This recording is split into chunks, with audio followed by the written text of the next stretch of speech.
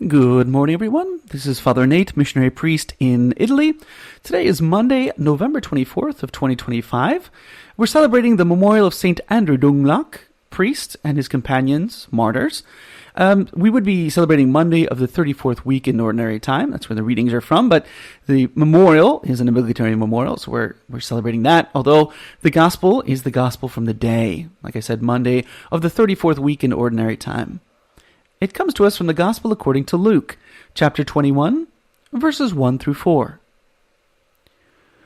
When Jesus looked up, he saw some wealthy people putting their offerings into the treasury, and he noticed a poor widow putting in 2 small coins. He said, "I tell you truly, this poor widow has put in more than all the rest. For those others have all made offerings from their surplus wealth, but she from her poverty has offered her whole livelihood." In today's very brief gospel, we hear the story of the poor widow who put in her small offering for the temple.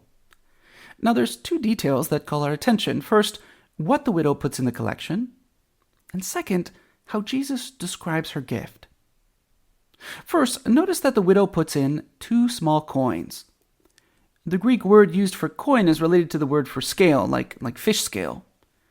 The coins were very thin and hardly worth anything at all. Perhaps, scholars tell us, 1/8 of a cent each. Now think, that woman could have easily kept one of those coins to herself, but she didn't. She gave both, holding nothing back. Second, Jesus describes her gift in this way. She, from her poverty, has offered her whole livelihood. Now that verse has a double meaning, because the Greek word used here, bios, means both life itself and means of subsistence. So there's 2 ways the phrase can be interpreted. She put in all the means she had to live on, but also she put in all the life she had. She put in all the life she had. Such words convey the depth of her gift and how much it really cost her, in spite of the low financial value.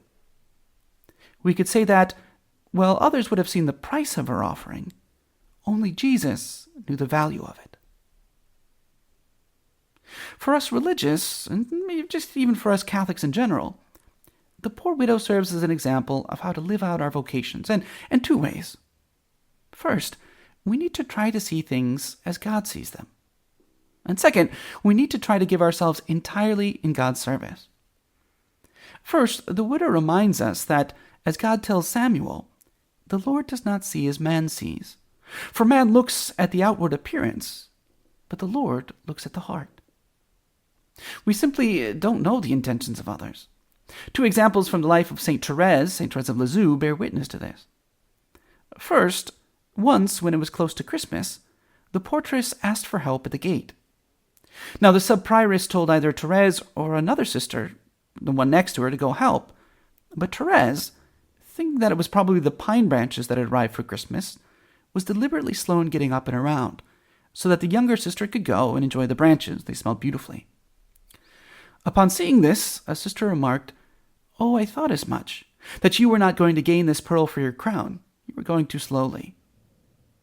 This means that this third sister assumed that Therese's laziness was at fault, when really it was the contrary. It was her virtue and generosity. At the same time, too, we really don't know the value of the works we do. You might recall, if you're familiar with Story of a Soul by St. Therese, you might recall that she was particularly nice to a difficult sister, Sister Marie of St. Joseph, who, it turns out, probably suffered from mental illness. Therese even defended Sister Marie and told her sister, the prioress, to be patient with her. But after Therese's death, the kindness ceased, and eventually a new prioress would kick Sister Marie out of the convent to wander the world, though she would often write Sister Agnes of Jesus, Therese's blood sister. Towards the end of her life, this poor woman, the former Sister Marie, writes this to Sister Agnes. "The work of sanctification that my beloved Therese had so fraternally begun in me before taking flight, she continues. And I think I can tell you in all sincerity that my mansion is peaceful, and now I live in total abandonment. Provided I love my Jesus and be happy with myself and my Therese, The rest does not matter to me. Second, the widow and her offering remind us that we need to be generous in God's service. We might consider ourselves as good for little or of little use because we struggle with many things, but nevertheless, God asks us to surrender ourselves entirely in His service, holding nothing back for ourselves. The world, others, and even ourselves might see the price of our self-offering, but only Jesus knows the value of it. Jesus doesn't just ask us for things, but to put in all the life we have. In the words of St. Paul to the Corinthians, He wants not what is yours, but you. Jesus wants not what is yours, but you. Now today we can ask ourselves, do I really try to understand the value of things as God sees them, or do I settle for the world's view and opinion? Do I really give myself in my vocation, or do I just give whatever I have, whatever's left over? So today, through the intercession of Mary, Mother of Divine Providence, let's ask for the grace to really give ourselves in God's service, holding nothing back for ourselves, and thus we can become an offering worthy of God Himself.